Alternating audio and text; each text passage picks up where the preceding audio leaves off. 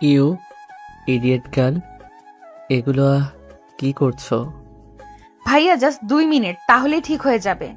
এই উপরে ওঠার সময় একটু প্রবলেম হয় আমার, পরে সব ঠিক হয়ে যাবে।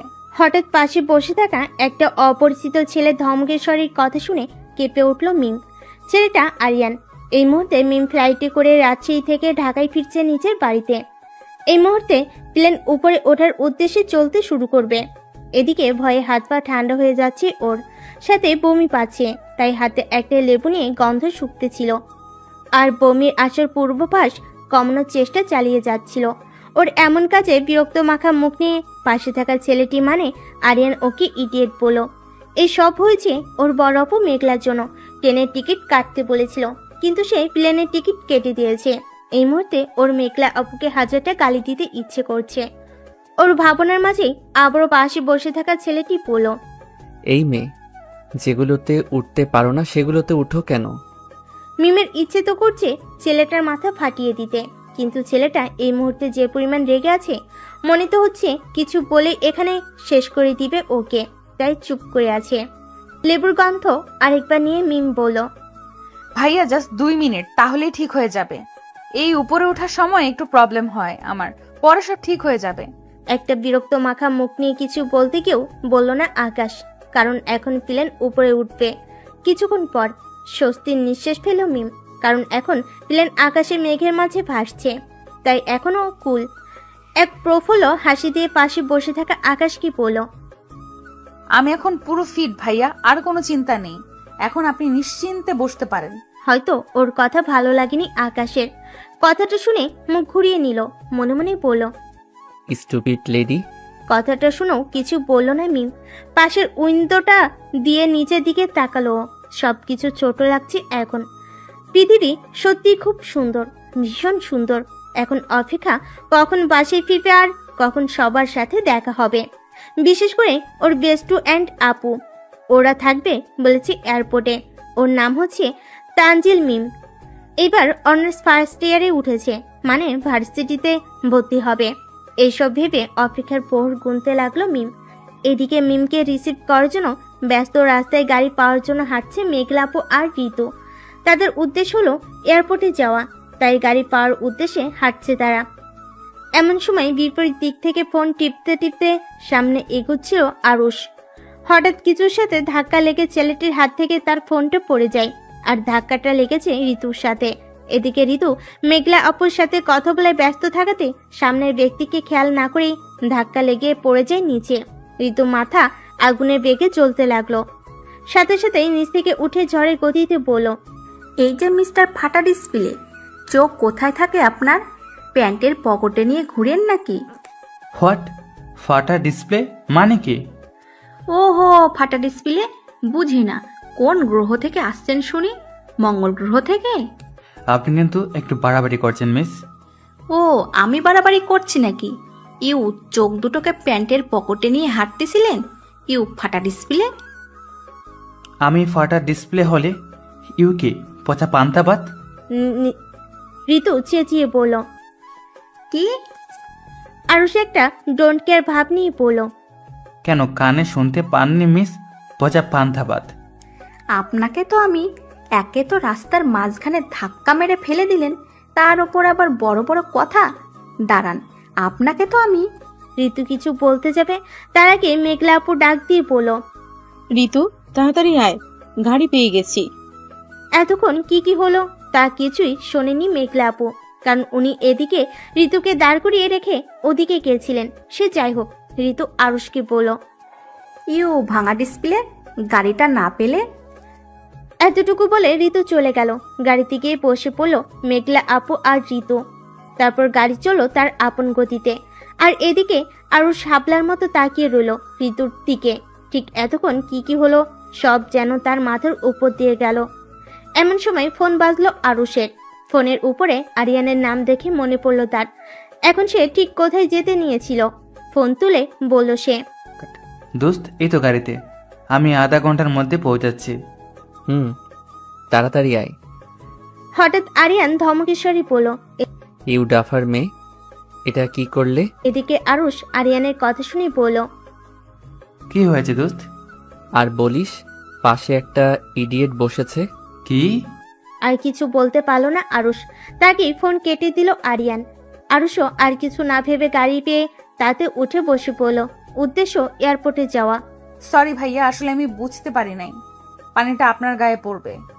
কিছুক্ষণ আগে পানি খাওয়ার জন্য ব্যাগ থেকে বোতল বের করে বোতলে মুখ আটকাতে ভুলে গেছিল মিম। হাতে পানির বোতল নিয়ে নিচে জানালা দিয়ে নিচে তাকাতে গিয়ে এদিকে বোতলটাকে উঁচু করার ফলে সব পানি গিয়ে পড়ল পাশে বসে থাকা ছেলেটির গায়ে। এদিকে অগ্নি চক্ষু নিয়ে তাকিয়ে আছে ওর দিকে ছেলেটি। ভয়ে হাত পা ঠান্ডা হয়ে গেছে ওর। অবশ্যই একটু আগে ডাফার বলেছে, না জানি এখন আরো কি কি বলে। ওকে অবাক করে দিয়ে কিছু না বলেই উঠে গেল সিট থেকে। যাক বাবা, বেঁচে গেছে। এর ভেতর মাইকে অ্যানাউন্সমেন্ট করা হলো ওরা আর কিছুক্ষণের মধ্যেই ঢাকা ল্যান্ড করতে চলেছে। সব শুনে খুশি লাগলেও আবার ভয় এসে গ্রাস করলো। এখন যদি বমি করে ফেলে অন্য, এই ভেবে মাথায় হাত দিল মিম। এমন সময় আবার পাশে এসে বসলেন সেই ছেলেটি। তাকে দেখে ভয়ে আরো শরীর কাঁপছে ওর। এখন আবার কিছু করে ফেললে এবার ছাড়বে না মনে হয়। হঠাৎই প্লেন নিচু হতে শুরু করলো। ভয়ে চোখ বন্ধ করে ফেলেছে মিম। সাথে সাথে পাশে থাকা ছেলেটির হাত চেপে ধরল মিম। এদিকে এয়ারপোর্টে আবার আরুষ আর ঋতু একসাথে দরজা দিয়ে ঢুকতে গিয়ে ধাক্কা খেলো। আরুষ সরি বলতে গিয়ে আবার বলল না। এদিকে ঋতু আবার চেঁচিয়ে উঠে পড়ল। ইউ ফাটা ডিসপ্লে আবার? আসলে আজকে একই ফ্ল্যাটে আরিয়ান আর মিম আসছে। মিম মেঘলা দুই বোন। মিমকে রিসিভ করতে আসছে ওর বেস্টু ঋতু আর বোন মেঘলা। আর আরিয়ানের বন্ধু আরুষ আরিয়ানকে রিসিভ করতে আসছে। আরিয়ানরা আবার দুই ভাই, আরিয়ান আর আকাশ। এদিকে 5 বছর পর আমেরিকা থেকে দেশে ফিরেছে আকাশ, যে কিনা মিমের বড় বোন মেঘলাকে ভালোবাসে। ফ্লাইটে বসে প্রফুল্লের সাথে হাসি দিচ্ছে সে। বহুদিন পর আবার তার বাবা মা, ছোট ভাই সহ আরো প্রিয় মানুষদের সাথে দেখা হবে তার। পড়াশোনা করতেই দেশে বাইরে গিয়েছিল আকাশ। এখন বাবার বিজনেস সামলাবে সে। নিজের হাতে সব গুছিয়ে নেবে এমন পন্থা তার। এই মুহূর্তেই আকাশ তার মোবাইলের ওয়ালপেপারে থাকা একটা মেয়ের ছবি দেখতে ব্যস্ত। কারণ এই মেয়েটাকেই জীবনসঙ্গী করতে চায় আকাশ। সেই কলেজ লাইফ থেকে ভালোবাসে আকাশ মেঘলাকে। এখনো বলা হয়ে ওঠেনি তার, তবে এখনো তারা খুব ভালো বন্ধু, মানে বেস্ট ফ্রেন্ড তারা। বাসে ফিরেই দেখা করবে আকাশ মেঘলার সাথে, এমনই একটা বাসনা নিয়ে ছবির সাথে কথা বলতে লাগলো আকাশ। উইন্ডো সিটে বসে মেঘলার ছবিটাকে বুকে জড়িয়ে ধরে এসব ভাবনা নিয়ে চলো সে নিজের দেশে। ইউ চিপ গার্ল, ছাড়ো আমায়, চেঁচিয়ে কথাগুলো বলল আরিয়ান। অবশ্যই বলবে, এমনটা তো স্বাভাবিক। কোনো অপরিচিত মেয়ে যদি তার হাত চেপে ধরে থাকে তাহলে অবশ্যই চেঁচাবে, তাই বলে চিপ গার্ল? মুহূর্তেই মেজাজ তুড়কে গেল মিমের। এখন প্লেন ল্যান্ড করে ফেলেছে, তাই এতক্ষণ যে ভয়ের জন্য চুপ করেছিলাম এখন আর তা নেই। তাই চেঁচিয়ে বলল, ইউ মিস্টার ভাঙা টেপ রেকর্ডার, কতক্ষণ যাবত খালি কানের সামনে ঘ্যান ঘ্যান করেই যাচ্ছেন। প্রথমে ইডিয়ট বলেছেন, তারপর ডাফার বলেছেন, আর এখন চিপ গার্ল। মানছি আমার একটু সমস্যার জন্য আপনাকে একটু অসুবিধায় ফেলেছি, তার মানে এই নয় যে বারবার কথা শোনাবেন। কতক্ষণ যাবত ভাঙা টেপ রেকর্ডারের মতো প্যাক প্যাক প্যাক প্যাক করেই যাচ্ছেন। হোয়াট? ভাঙা টেপ রেকর্ডার মানে কি? ওরে বাবা, এত বড় ছেলে নাকি ভাঙা টেপ রেকর্ডার মানে বোঝে না। ঠিক আছে, কোনো ব্যাপার না, এটাই আপনার নাম, ভাঙা টেপ রেকর্ডার। কি? আমি ভাঙা টেপ রেকর্ডার? এতক্ষণ তো এত ঝাঁজ ছিল না, এখন এত ঝাঁজ আসলো কোথা থেকে? মিস ঝাঁজবতী লবঙ্গ। হোয়াট? ঝাঁজবতী লবঙ্গ? আপনি একটা... এমন সময় ফোনটা বাজলো মিমের। উপরে মেঘলা আপুর নাম দেখে তাড়াতাড়ি করে তুলে পড়লো। আসছি। এতটুকু বলে ফোনটা কাটলো মিম, আর এদিকে তাকিয়ে বলল, মিস্টার ভাঙা টেপ রেকর্ডার, এখন যাচ্ছি আপনার সাথে, পরে দেখা হলে এর শোধ তুলবো আমি। বলে একটা ভেংচি কাটলো মিম, তারপর চলে আসলো। আর এদিকে আরিয়ান মেয়েটির এমন কাণ্ডে চোখ মুখ গরম হয়ে আসছে, কিন্তু নিজের রাগটাকে এখানে দমিয়ে রেখে নিজের ব্যাগপত্র নিয়ে চললো সেও। মনে মনে হাজারটা গালিতেও দিচ্ছে মেয়েটাকে, আর মনে মনে বলছে সে পরের বার দেখা হলে ভাঙা টেপ রেকর্ডার বলার জন্য কি শাস্তি দেয় মিস ঝাঁজবতী লবঙ্গ, দেখে নিও। এইভাবে হাঁটতে শুরু করলো আরিয়ান। ইউ ফাটা ডিসপ্লে আবার ধাক্কা মারলেন আমাকে। এক প্রকার চেঁচিয়ে কথাগুলো বলল ঋতু। আপনার জন্য আপু আগে চলে গেল আর আমি বাইরে রয়ে গেলাম। আরুষ ডোন্ট কেয়ার ভাব নিয়ে বলল। যা করেছি বেশ করেছি, ইউ পচা পান্থাবাদ। একে তো দোষ করেছেন, তার ওপর আবার বড় বড় কথা। একেই তো বলে চোরের মায়ের বড় গলা। What do you mean by চোরের মায়ের বড় গলা? কচু, আমাকে যেতে দিন। আমার বেস্টু অনেক দিন পর আসছে, তাড়াতাড়ি যেতে হবে। আমাকেও যেতে হবে, আমারও দোস্ত আসবে। তো আপনাকে কে বারণ করেছে? আমি আগে এসেছি, সো আগে যাব। কোন ডিকশনারিতে লেখা আছে যে আগে আসবে তাকেই আগে যেতে হবে? আমার ডিকশনারিতে লেখা আছে। এই নিয়ে দুজনের মধ্যে ঝগড়া শুরু হয়ে গেল। আশেপাশের সবাই প্রথমে একটু অবাক হলেও পরে যে যার কাজে ব্যস্ত হয়ে পড়ল। আর এরা বকবক করতে করতে এইদিকে প্লেন থেকে বেরিয়ে এসেই কিছুটা দূরে আপুকে দেখে দৌড়ে এসে আপুকে জড়িয়ে ধরল মিম। জড়িয়ে ধরেই বলল। কেমন আছো আপু? ভালো, তুই? খুব ভালো। কিন্তু তুমি একা কেন? আমার ময়দা সুন্দরীরও তো আসার কথা ছিল। মিমের কথাই আপুরও মনে হয় ঋতুর কথা মনে পড়ে গেল, তাই বলল। আরে এসেছো তো একসাথেই তো। ভিতরে ঢুকলাম, তবে কি ও ভিতরে ঢুকেনি? চল তো বাইরে গিয়ে দেখি।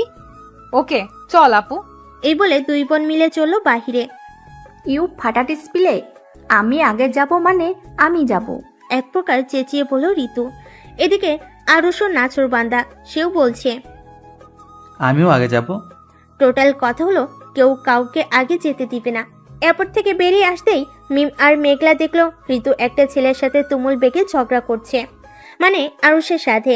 মিমের সাথে আপু হয়তো অবাক হয়ে গেল, ঋতুর কাছে গিয়ে বলল। ওই তুই এগুলো কি করছিস? মিমের কথা শুনে অবাকের সাথে তাকালো ঋতু মিমের দিকে, তারপর তাকিয়ে থেকেই বলল। আর বলিস না, এই ফাটা ডিসপ্লেটা আমাকে আগে ঢুকতেই দিল না। আমি ভেতরে ঢুকতে ঢুকতে তুই চলে এলি। কি নাম রে বাবা, ফাটা ডিসপ্লে। ওকে দেখে আরো রেগে গেল ঋতু, তাই আবার ছেলেটিকে বলল। ইউ ফাটা ডিসপ্লে, আপনার জন্য আমি ভেতরে ঢুকতে পারলাম না। আপনাকে তো আমি পরে দেখে নেব। এই বলে মিমের হাত ধরে চলল ঋতু। ওদিকে আসতে দেখে আপু আসলো পিছু পিছু। ওদের আসতে দেখে আপু আসলো পিছু পিছু। চেঁচিয়ে বলল আরুষ। ঋতু আরুষের কথা শুনে পিছনে তাকিয়ে একটা ভেঙচি কেটে আবারও চলে আসলো।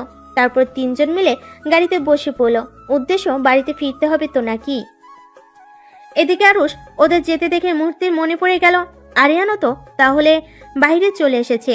অন্য তাড়াতাড়ি চল আরুষ। এই বলে এক প্রকার দৌড়ে ভিতরে ঢুকলো আরুষ। আশেপাশে চোখ বোলাতে লাগলো সে। আরিয়ানকে দেখার অপেক্ষায় একরাশ বিরক্তি মাখা মুখ নিয়ে দাঁড়িয়ে আছে আরিয়ান, কারণ সেও এখনো আরুষকে কোথাও দেখতে পাচ্ছে না। একরাশ বিরক্তি মাখা মুখ নিয়ে ফোনটা হাতে তুলে নিয়ে কল করে ফোনটা কানে ধরলো আরিয়ান। আরিয়ান কল করার আগেই পিছন থেকে আরুষ বলে উঠল। আরে দোস্ত, কেমন আছিস তুই? এই বলে জড়িয়ে ধরলো আরুষ আরিয়ানকে। ছাড় শয়তান, কতক্ষণ যাবত দাঁড়িয়ে আছি, তোর হিসাব আছে? সরি দোস্ত, আসলে একটা মেয়ের সাথে ঝগড়া লেগে গিয়েছিল। আরুষের কথা শুনে আরিয়ান অবাক হয়ে পড়ল। কি সিরিয়াসলি? তোর সাথেও মেয়েদের ঝগড়া হয়? তাহলে বলছে কি, চল গাড়িতে বসে বলছি সব তোকে। এই বলে আরিয়ানের ব্যাগটা কাঁধে নিয়ে চলল আরুষ। তারপর এয়ারপোর্ট থেকে বেরিয়ে গাড়ি করে চলল তারা তাদের গন্তব্যে। আর আরুষ বসে আরিয়ানকে সব বলতে লাগলো। এতক্ষণ যাবৎ তার আর ঋতুর সাথে যা যা ঘটনা ঘটেছে সব শুনে হাসতে লাগলো আরিয়ান। হাসি থামিয়ে বলল আরিয়ান। যাই বরস, নামটা কিন্তু জোস, ফাটা ডিসপ্লে। এতটুকু বলে আবার হাসলো আরিয়ান। আর আরুষও সেও হাসলো আরিয়ানের সাথে। সিরিয়াসলি ঋতু নামটা কিন্তু সেই দিয়েছে ছেলেটা তোকে, পচা পান্তা ভাত। বলে হেসে উঠলো মিম। এতক্ষণ মিম আর আপু ঋতু আর ওই ছেলেটার সাথে হয়ে যাওয়া ঘটনা শুনে হাসছিল সবাই। হাসতে হাসতে এক প্রকার গাড়ি থেকে পড়ে যাওয়ার উপক্রম। সত্যি ভাবা যায় একবার না দুবার ঝগড়া হয়েছে তাদের। হঠাৎ ড্রাইভার কাকু বলল, আমরা চলে এসেছি। তারপর তাকে টাকা দিয়ে ওরা চললো বাসার ভিতরে। কলিং বেল বাজতেই আম্মাজান এসে দরজা খুলে দিলেন। তারপর আম্মুকে জড়িয়ে ধরলো মিম। তারপর এটা ওটা করে চলে গেল আজকে 3টা। পরের দিন সকালে ইউ ডাফার মেয়ে, চোখ কোথায় থাকে? এখনই তো গাড়ির নিচে পড়ে উপরে চলে যেতে? কি হতে পারতো ভাবতে পারছো? ছেলেটির কথা শুনে তার মুখের দিকে তাকাতেই 440 ভোল্টের ঝটকা খেল মিম। অন্য এদিকে ভাঙ্গা টেপ রেকর্ডার। আসলে ভার্সিটি যাওয়ার উদ্দেশ্যে দাঁড়িয়েছিল মিম রাস্তায়। উদ্দেশ্য ছিল ঋতু আসার অপেক্ষায়, কিন্তু হঠাৎ ওর ফোন আসায় ও বলল ও একটু পর আসবে, তাই মিমকে একাই যেতে বলল। আর ওর সাথে কথা বলতে বলতে কখন যে গাড়ির সামনে এসে পড়েছে বুঝতেই পারেনি। আর্নিয়ার কথায় জবাব না দেওয়াতে একরাশ বিরক্ত মাখা মুখ নিয়ে বলল সে, ওই ইউ ঝাঁজপতি লপঙ্ক, কথা বলছো না কেন? মুহূর্তেই মেজাজ বিগড়ে গেল মিমের। একই ফোনটা হাত থেকে পড়ে ভেঙে গেছে, তার উপর আবার এই ভাঙ্গা টেপ রেকর্ডার প্যাক প্যাক করছে। মেজাজ বিগড়ে যাওয়াতে চেঁচিয়ে বলল, ওই যে মিস্টার ভাঙা টেপ রেকর্ডার, ইচ্ছে করে করেছি নাকি ভুল করে হয়ে গেছে?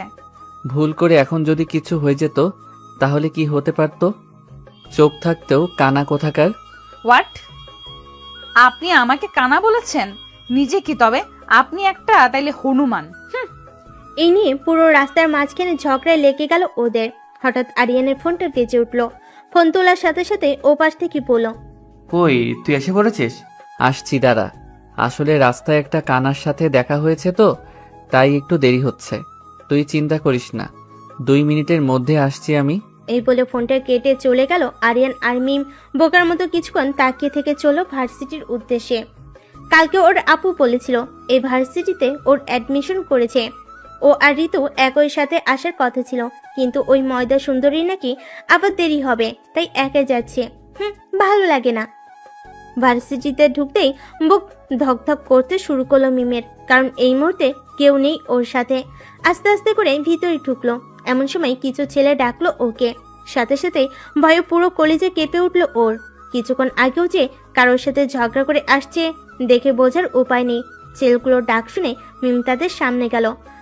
হঠাৎই ছেলেগুলো ওকে বলল, নাম কি নতুন? মিম? জি ভাইয়া, তানজিল মিম। তা কোন ডিপার্টমেন্টে তুমি? মার্কেটিং বিভাগে ভাইয়া।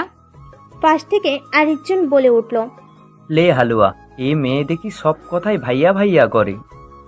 দেখেছি তো। শোনো, তোমার একটা কাজ করতে হবে। কি কাজ করতে হবে ভাইয়া?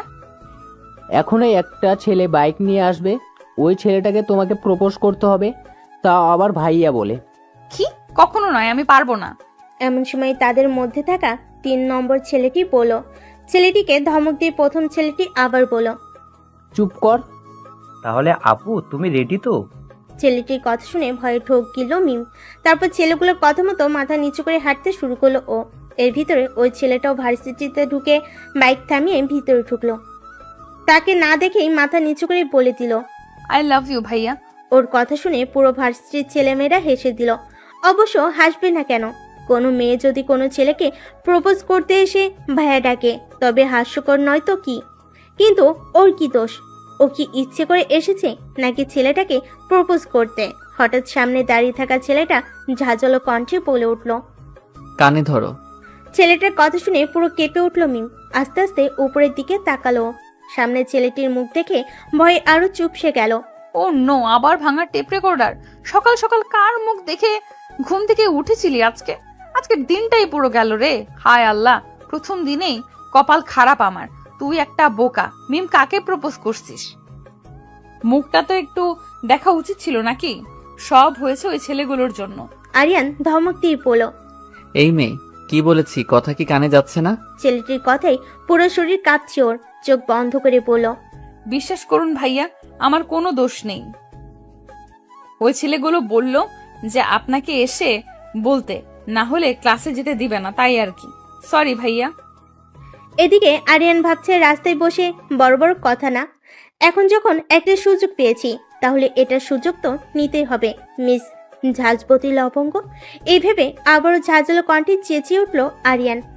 আমি একবারে বেশি কথা বলি না, তাই যা বলছি তাড়াতাড়ি করো। এবার না পারে চোখ দিয়ে পানি পড়তে শুরু করবে। তারপরও নিজেকে অসম্ভব রকম শান্ত রাখার চেষ্টা করছে মিম। ও জানে শালাই ওকে রাস্তায় বসে ঝগড়া করার জন্য তার শোধ নিচ্ছে। কি আর করার, তাই বাধ্য হয়ে ভরা ভার্সিটির সামনে কান ধরে দাঁড়িয়ে পড়ল। আর বাকি সবাই তার মজা নিচ্ছে। আজকের এই সব কিছু হয়েছে আপুর জন্য। আর একবার ঋতুর বাচ্চা তোরে সামনে পাই, তোরে ছাড়বো না, দেখিস। বাঁচাও, বাঁচাও, কে আছো? এই বলে চেঁচেছে ঋতু আর দৌড়াচ্ছে, কারণ তার পিছনে কুকুর আছে। বাসা থেকে বেরিয়ে রাস্তায় কুকুর দেখে এক দৌড় দিল ঋতু।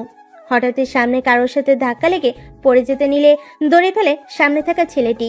অবাক দৃষ্টিতে তাকিয়ে আছে আরুষ ঋতুর দিকে। পরক্ষণে কিছু মনে পড়তে ছেড়ে দেয় আরুষ ঋতুকে। সাথে সাথেই ঠাস করে পড়ে যায় ঋতু নিচে। ঋতু চেঁচিয়ে বলল, ও মা গো, আমার কোমরটা মনে হয় গেল। এই ফাটা ডিসপ্লে, এইভাবে কেউ ছেড়ে দেয়? যা হয়েছে বেশ হয়েছে, এইভাবে গরুর মতো দৌড়ালে পড়তে তো হবে। কি, আমি গরু? না, ইউ হলে পচা পান্তাবাদ। ঋতু আস্তে আস্তে উঠে দাঁড়িয়ে পড়ল। চুপ করুন মিস্টার ফাটা ডিসপ্লে। পেছনে কুকুর তাড়া করেছিল, তাই তো দৌড়েছিলাম। ঋতুর কথা শুনে হাসতে লাগলো আরুষ।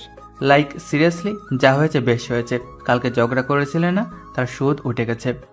আরুষের কথা শুনে আরো রেগে গেল ঋতু, কিন্তু এই মুহূর্তে কিছু বলার মুডে নেই ঋতু। একই তো ব্যথা পেয়েছে, তার সাথে মিম একা একা চলে গেছে ভার্সিটিতে। তাই কিছু না বলে ঋতু গাড়ি করে চলল ভার্সিটিতে। আর আরুষ ঋতুর যাওয়ার পানে তাকিয়ে থেকে হাসতে হাসতে সেও চলল ভার্সিটিতে। ভোরে ফুরফুরে আলোতে ঘুম ভাঙল মেঘলার। কাল রাতে দু বোন মিলে প্রচুর গল্প করেছে। তারপর রাত 2টা বাজে ঘুমিয়েছে তারা। হঠাৎ ফোনে টুং করে শব্দ আসলো। সাথে সাথে ফোনটা হাতে তুলে নিয়ে মুচকি হাসলো মেঘলা, কারণ মেসেজটা আকাশের। আর তারা আজকে বিকেলে দেখা করবে এমন কিছু মেসেজ। মুচকি হেসে বিছানা থেকে উঠে বসে পড়ল সে। তারপর চলে গেল ওয়াশরুমে। মেঘলাকে মেসেজ দিয়ে প্লেন থেকে নেমে চলে আসলো আকাশ তার নিজের বাড়িতে। তার বাবা অলরেডি গাড়ি পাঠিয়ে দিয়েছে, তাই মুচকি এসে গাড়িতে বসে পড়ল সে। আজকে তার আম্মু আর ছোট ভাইকে অনেক বড় সারপ্রাইজ দিবে সে, কারণ তার বাবা ছাড়া আর কেউ জানে না যে সে এসেছে। এই ভেবে চলল সে নিজের গন্তব্যে। প্রায় 1.5 ঘন্টা যাবৎ কানে ধরে দাঁড়িয়ে আছে মিম আর আরিয়ান সামনে বাইকে বসে দাঁত কেলানি হাসি দিচ্ছে। ওর ইচ্ছে তো করছে শালার মাথাটাই ফাটিয়ে দিক। প্রথম দিনেই এত ঝামেলা। এর শোধ মিম সুদে আসলে ফেরত নিবে মিস্টার ভাঙা টেপ রেকর্ডার। একটা হনুমান, গাধা, গরু, ছাগল, মহিষ। তোর বউ তোরে একটুও ভালোবাসবে না, দেখিস। রোজ ঝগড়া করবে তোর সাথে। আমার মতো বাচ্চা মেয়ের সাথে এমন করলি না, দেখিস তোর বউও তোরে একদিন সেই রকম একটা শাস্তি দিবে। মিমকে অবাক করে দিয়ে আরিয়ান বলল, আমাকে গালাগালি দেওয়া শেষ হয়েছে? না, কি? কিছু না। আচ্ছা, এখন শোনো, আজকের জন্য এতটুকুই চলবে। কাল থেকে কোনো ভুল করলে এর চেয়েও আরো বড় শাস্তি ভোগ করতে হবে, মাইন্ড ইট। মিমও মাথা ঝুলিয়ে সমর্থন দিল, কিন্তু ভেতর ভেতরে শয়তানি হাসি। এমন সময় ওদাও হলো মিস ময়দা সুন্দরী। ওকে কান থেকে হাত সরাতে দেখে দৌড়ে আসলো সে। এসে বলল, কি হয়েছে? কি হয়েছে? দাঁড়া ময়দা সুন্দরী, আজ তোর একদিন কি আমার একদিন। এই বলে মিম দিল দৌড়, আর ঋতু ওকে দৌড়াতে দেখে সেও দিল দৌড়। এমন সময় ভার্সিটির ভিতরে ঢুকছিল আরুষ। তারপর যা হওয়ার তাই হলো। ঋতু এত দ্রুত গতিতে দৌড়াতে ছিল যে সামনের ব্যক্তিকে দেখেও আর স্পিড কমাতে পারল না। তারপর গিয়ে পড়লো ঋতু আরুষের গায়ের উপর। আবারও একে অপরকে দেখে দুজনে একসাথে বলে উঠল, ইউ পচা পান্তাবাদ। আবার ইউ ফাটা ডিসপ্লে, আপনি? ভার্সিটির ক্যান্টিনে বসে বসে হাঁটছে মিম, আর ওর ঠিক উল্টো দিকে মুখ গোমরা করে বসে আছে ঋতু। এদিকে হাসি যেন থামছেই না ওর। ওকে হাসতে দেখে ঋতু বলল, তুই থামবি নাকি?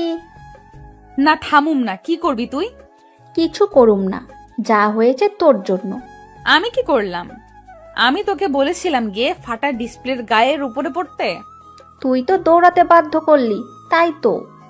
আর তোর জন্য যে ভরা ভার্সিটির সামনে কান ধরে দাঁড়িয়েছিলাম, সেটার কি হলো? আমি তোকে বলেছিলাম কান ধরে দাঁড়িয়ে থাকতে। তুই বলবি কি বললো তো ওই শালার ভাঙা টেপ রেকর্ডার? কি ভাঙা টেপ রেকর্ডার আবার কি? এরপর ঋতুকে কালকে থেকে আজকে পর্যন্ত আরিয়ানের সাথে হয়ে যাওয়া সব ঘটনা বলল মিম। সব শুনে তার হাসি থামছে না। একরাশ বিরক্তি মাখা মুখ নিয়ে বলল, এখন তুই থাম।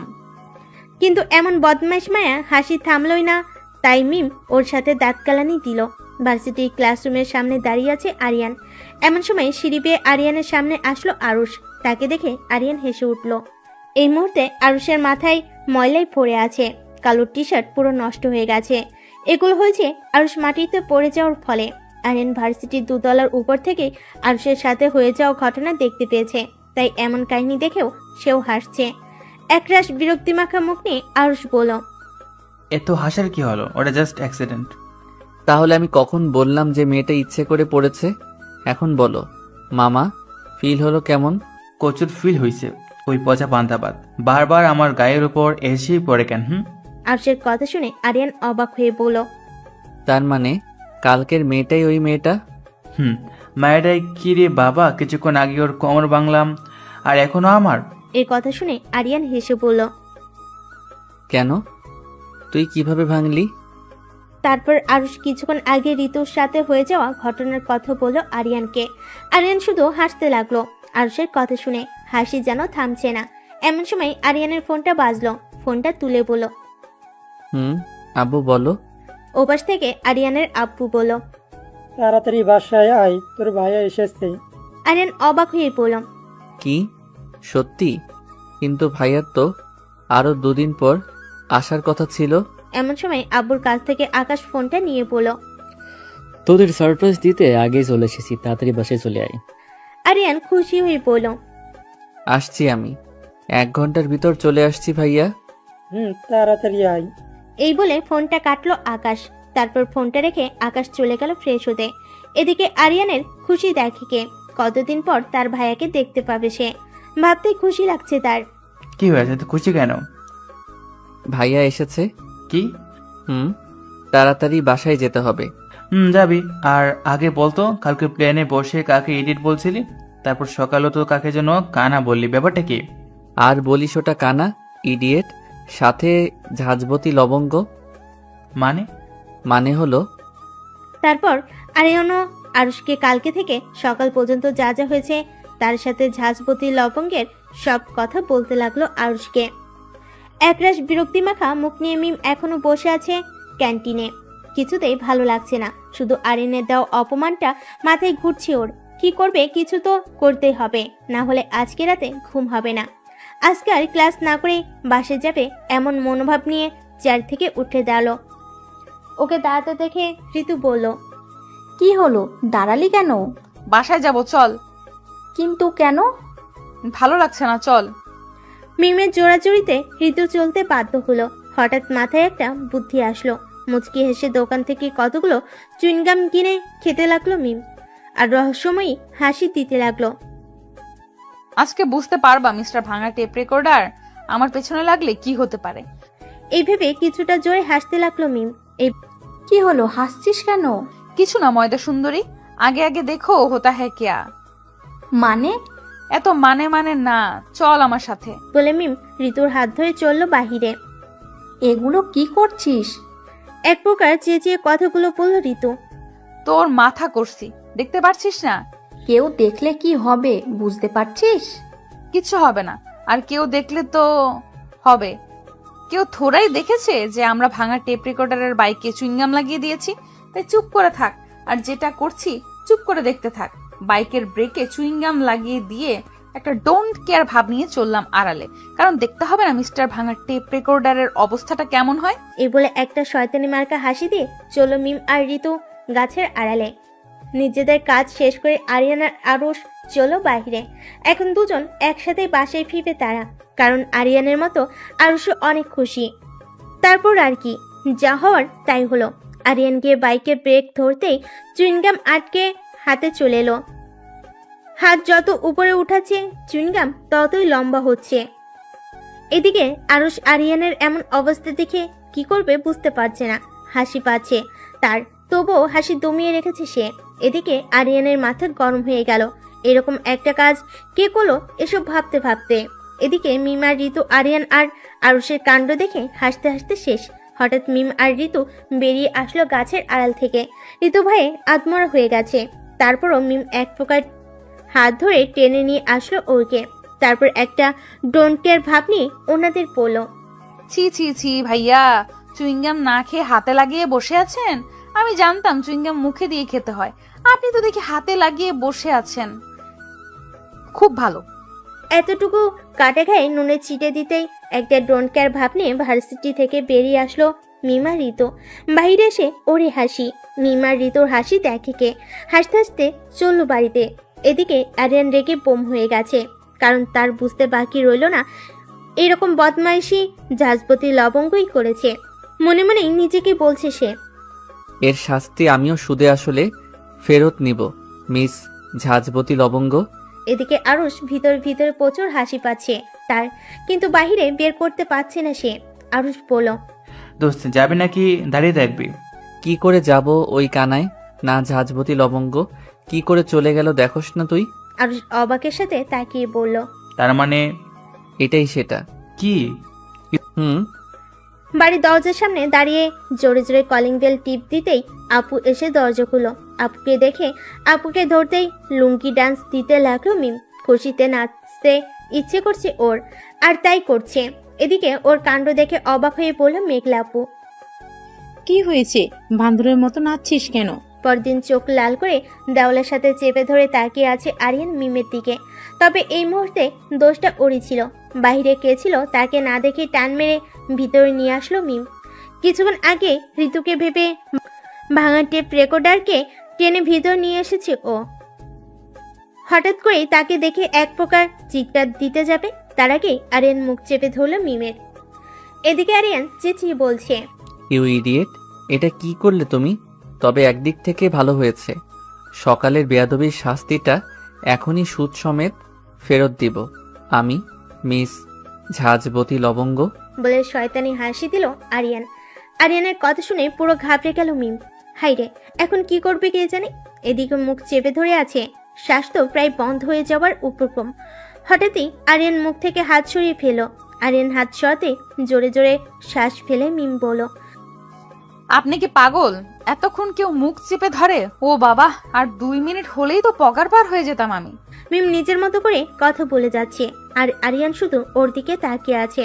কেমন যেন লাগছে তাকে, কিছুটা ঘাবড়ে গিয়ে বলল, দেখুন ভাইয়া, সকালে যা হয়েছে তা শোধবোধ। আপনি আমাকে পুরো ভার্সিটির সামনে অপমান করেছেন, তাই আমিও একটু মজা করেছি, আর কিছু না। তার মানে ওই বেয়াদবি তুমি করেছিলে? আরিয়ানের এই কথাটা শুনে এখন নিজের মাথা চুল নিজেরই চিরতে ইচ্ছে করছে মিমের। না মানে, কি মানে করছো? ভুল যখন করছো শাস্তি তো পেতেই হবে। আরিয়ানের শাস্তির কথা শুনে মিম হালকা চেঁচিয়ে পড়ে গেল আরিয়ানের বুকে। মানে অজ্ঞান হয়ে গিয়েছে, আসলে হয়নি, অ্যাক্টিং করলো আর কি। আরিয়ানের বুকে পড়তেই আরিয়ান ধরে ফেল, কিছুটা ঘাবড়ে গেল সে। আরিয়ান অস্থির হয়ে গেছে, বুঝতে পেরে তাড়াতাড়ি উঠে রুম থেকে বেরিয়ে আসলো মিম। ওর এমন কাজে আরিয়ান পুরো ভ্যাবাচাকে খেয়ে গেল। মিম আরিয়ানকে একটা চোখ টিপ মেরে দিল দৌড়। এদিকে আরিয়ান ওর এমন কাজে পুরো বোকা বনে গিয়ে হাঁ হয়ে দাঁড়িয়ে পড়লো। পরক্ষণে কিছু একটা মনে করে মুচকি হাসলো আরিয়ান। তারপর রুম থেকে বেরিয়ে খুঁজতে লাগলো আরুষকে। তুই পচা পান্তাবাদ, তোমার জন্য আশেপাশের মানুষেরা আমাকে দেখে হাসছে, তোমাকে তো আমি। এই বলে সামনে এগোতে নিল আরুষ, সাথে সাথে গায়ের উপর থেকে একটা জামা পড়ে যায় নিচে, আর তাতে পা পিছলে পড়ে যায় আরুষ। সাথে সাথে সামনে দাঁড়িয়ে থাকা ঋতু দেখে হেসে দেয়।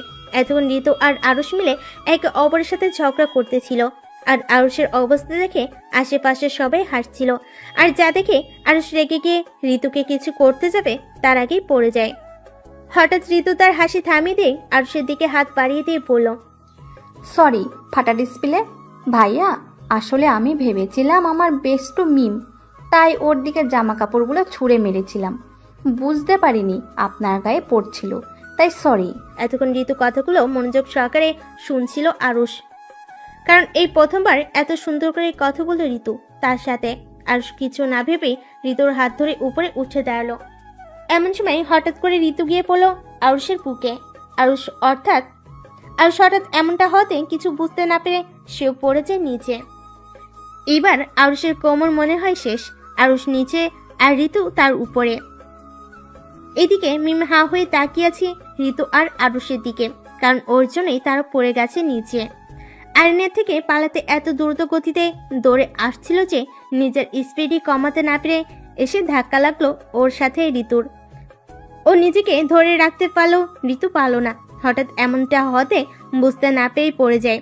ওর সাথে ধাক্কা লেগে ঋতু আর ঋতুর সাথে ধাক্কা লেগে আরুষ। ওদের কাহিনী দেখে জিহ্বায় কামড় দিল মিম। তারপর শুধু হা হয়ে তাকিয়ে রইল ওদের দিকে। এদিকে আজ মেঘলাকে প্রপোজ করতে আসছে আকাশ, আবার মেঘলাও আকাশকে প্রপোজ করতে এসেছে, কিন্তু কেউ কাউকে সাহস করে বলতে পারছে না। একরাশ নীরবতা কাটিয়ে মেঘলা আপু বলে উঠল, তুই বল আগে। এতক্ষণ পর মেঘলার মুখে এমন কথা শুনে পুরো ভেবাচেকা খেয়ে গেল আকাশ। তারপর সে নিজে এক বুক সাহস নিয়ে পকেট থেকে একটা রিং বের করে বলল, উইল ইউ ম্যারি মি মেঘলা? আকাশের কথা শুনে মেঘলা পুরো শকড। সেও তো এতক্ষণ এই কথাটাই বলতে চেয়েছিল। সত্যি কথা বলছি, তোকে আমি সেই কলেজ লাইফ থেকে ভালোবাসি, কিন্তু কখনো সাহস করে বলতে পারিনি। অনেকবার ভেবেছি বলবো কিন্তু বলতে পারিনি। যে আজকে বলে দিলাম। তুই কি রাজি আমার লাইফ পার্টনার হতে? এতক্ষণ মেঘলা আকাশের কথাগুলো শুনে বলে উঠল, আমিও তো তোকে ভালোবাসি আকাশ। মেঘলার কথা শুনে আকাশের চোখ পুরো খুশিতে জলজল করে উঠল। তারপর মেঘলার হাতে আংটি পরিয়ে দিল আকাশ। তারপর আরো কিছুক্ষণ কথা বলে রেস্টুরেন্ট থেকে বেরিয়ে আসলো তারা। দুজনেই খুশি। রিক্সা করে বাড়ি ফিরছে আকাশ আর মেঘলা। আকাশ এটা ওটা বলছে আর মেঘলা চুপটি করে সব শুনছে। এই মুহূর্তে তারা একে অপরের হাত ধরে আছে। মেঘলা আকাশের কাঁধে মাথা দিয়ে আছে। চারিদিকে ফুরফুরে বাতাস। সূর্য এখনই ডুবে যাবে আকাশের বুকে। এমন একটা সময় হঠাৎই আকাশ বলল, খুব তাড়াতাড়ি তোর বাসায় গিয়ে কথা বলবো আমার বাবা মাকে নিয়ে। বিনিময়ে মেঘলা কিছু বলল না, শুধু মুচকি হাসলো। এরকম নানা কথার মাঝে চলেছে তারা তাদের গন্তব্যে। বাড়ি ফেরার উদ্দেশ্যে রিক্সায় বসে আছে মিম আর ঋতু। ঋতু পুরো গোমরা হয়ে বসে আছে, মিমের সাথে কথা বলছে না। অনেকবার সরি বলেছে মিম তাকে, তারপরও তার রাগ কমছে না।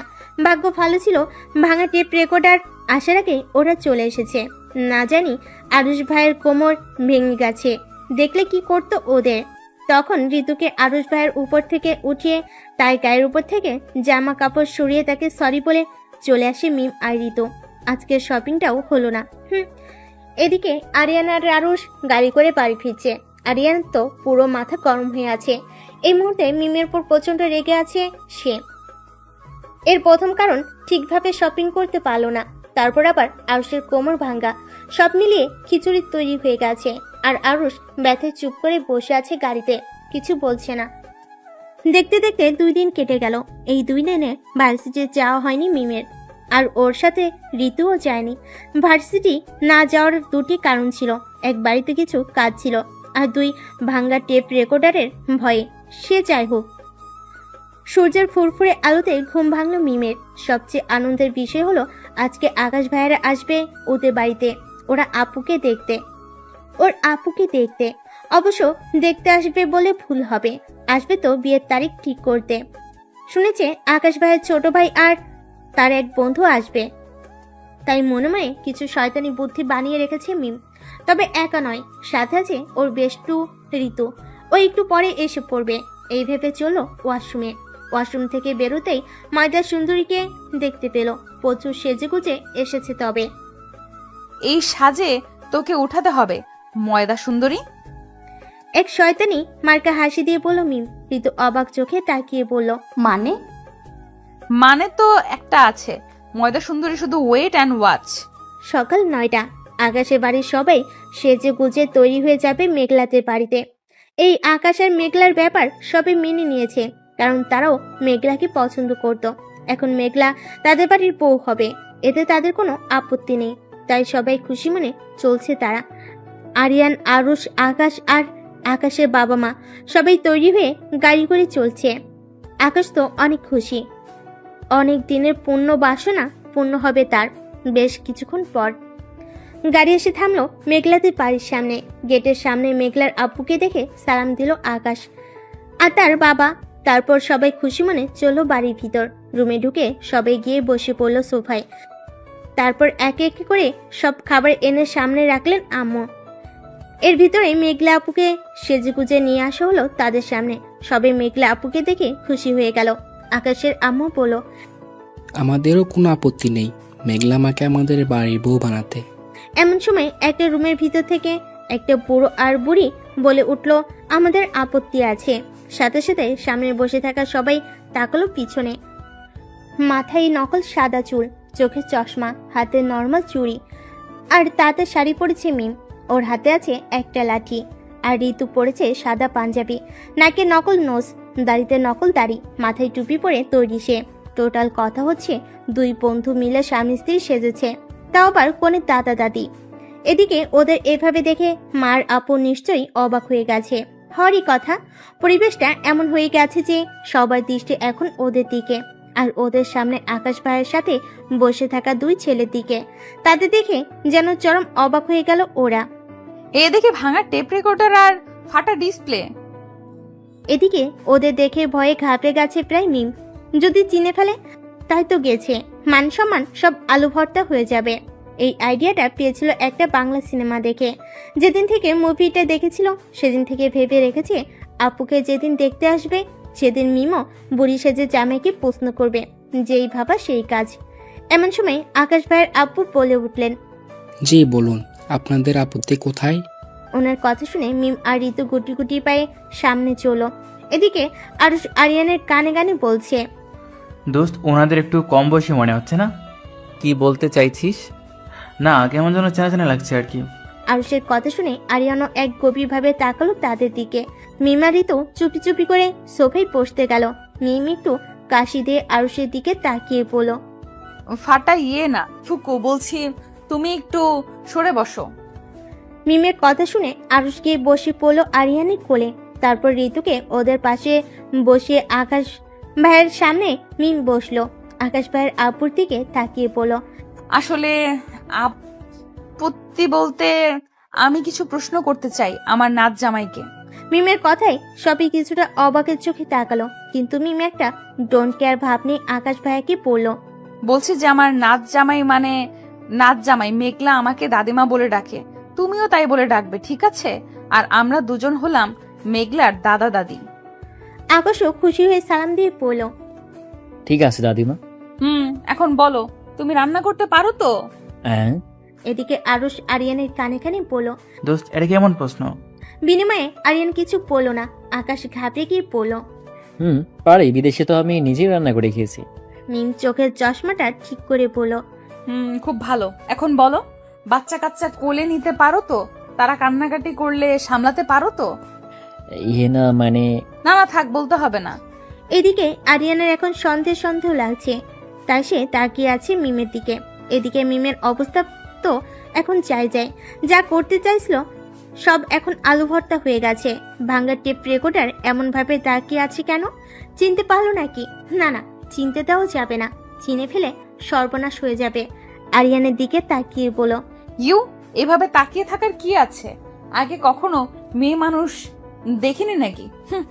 আরিয়ান এবার একটু সংকোচ বোধ করে বলো, না তেমন কিছু না দাদি, আসলে আপনাকে এত সুন্দর দেখতে যে আমি তো পাগলই হয়ে গেলাম। আরিয়ানের কথা শুনে হেসে বলল, ভালো লাগছে তাই নাকি? চলো তাহলে বিয়ে করে ফেলি। আরিয়ানও মুচকি হেসে বলল, কেন নয়, দাদু যদি রাজি থাকে আপনাকে আমার হাতে তুলে দিতে আমিও রাজি আছি, চলুন তাহলে। এমন সময় ঋতু কাশি দিয়ে বলল, এসব কি হচ্ছে ডার্লিং? এখানে আমি আছি, তুমি দেখতে পাচ্ছ না মা? ওদের এমন কথাবার্তা শুনে আশেপাশে সবাই হাসলো। বেশি হেসেছে ঋতু ডার্লিং ডাক শুনে। মিমি একটু ভাব নিয়ে পড়ল, বুড়ো বয়সে ভীমরতি হলো নাকি? নাতি নাতিদের সামনে কি সব ডাকছো? ওর কথা শুনে আরো উচ্চস্বরে হাসলো তারা। আর তার মাথার চুলকে বলল, তা দাদু আর দাদি আর কিছু জিজ্ঞেস করবেন না? করবো বিয়ের পর। মনে মনে মিম বলল, শালা তোদের জন্য পারলাম কই, যা যা বলতে চাইছিলাম সব তো ভুলে গেছি। তাই আর কথা না বাড়িয়ে এখান থেকে যত তাড়াতাড়ি সম্ভব কেটে পড়তে হবে। আব্বা জানে দেখলে তো শেষ। তার মানে আপনারাও রাজি?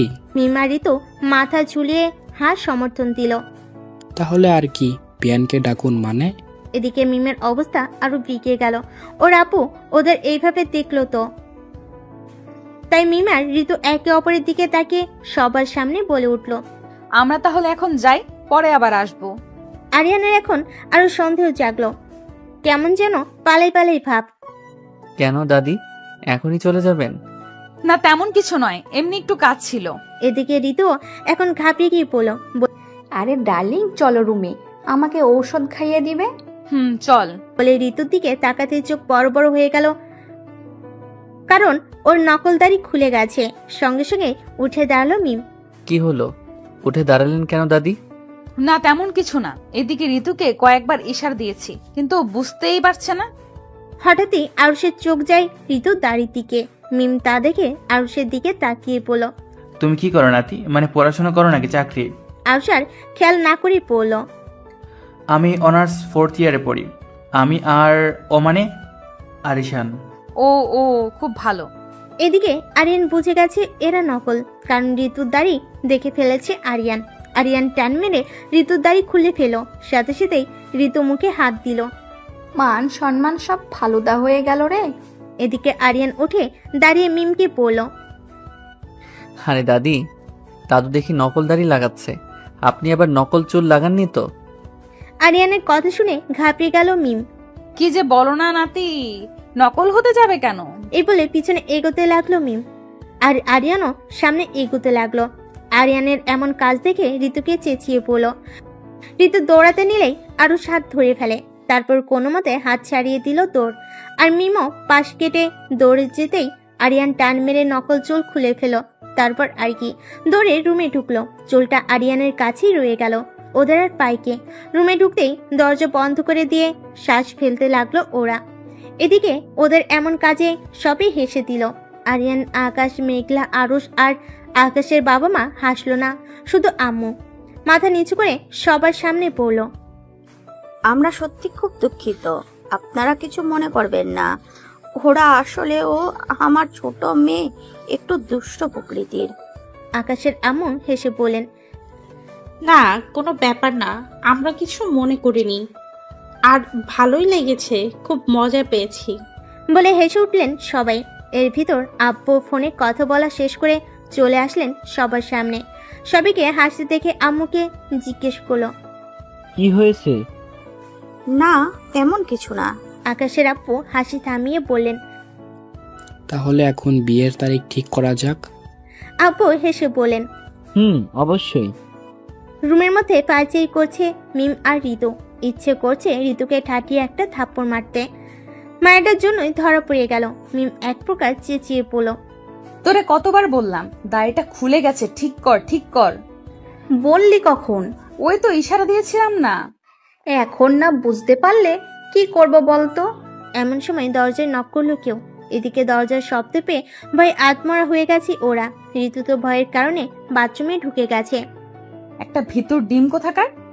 এই বলে এক পা করে দরজার কাছে গেল মিম। এখনো শাড়ি পরে আছে, চুলটা তো ভাঙা টেপ রেকর্ডার খুলে ফেললো।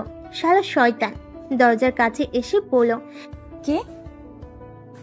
আরে আমি ও মেঘলা আপু, দাঁড়াও। এই বলে খুললো দরজা, তারপর বলল, চলে গেছে আপু। যাবে, তোদের ডাকছে ওনারা। এই রে খাইছে, নিশ্চয়ই বকাবকি করবে।